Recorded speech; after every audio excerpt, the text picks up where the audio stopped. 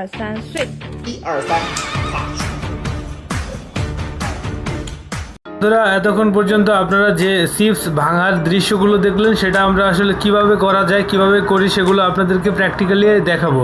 তো আপনাদের এই জন্য এইটা একটা রাবার লাগবে। এই রাবারটি হচ্ছে হাতের মধ্যে, হাতের কবজিতে আমরা এভাবে পুরে নেব। তো কবজির মধ্যে থেকে এখান থেকে আমরা আমাদের রাবারটি দেখা যাবে না। তো আমরা যখন কাজটা করব, আমরা চিপসগুলো ভাঙবো, তখন হচ্ছে এই রাবারটিকে টেনে লম্বা করব। টেনে লম্বা করে কে আঙ্গুলের ফাঁকের মধ্যে দিয়ে একটি গোল্লা দিয়ে আমরা বুড়ো আঙ্গুলের মাঝখানে নিয়ে এটাকে হচ্ছে বুড়ো আঙ্গুল দিয়ে চাপ দিয়ে এখানে ধরে রাখবো। চাপ দিয়ে ধরে রাখলে হচ্ছে এই রাবারটি শক্ত হয়ে এখানে লেগে থাকবে। তো যেহেতু রাবারটা হচ্ছে ছেড়ে দিলে এখানে ছোট হয়ে যায়, তো ছোট হয়ে হচ্ছে এই রাবারটি উল্টে গিয়ে অপর পাশে লাগবে।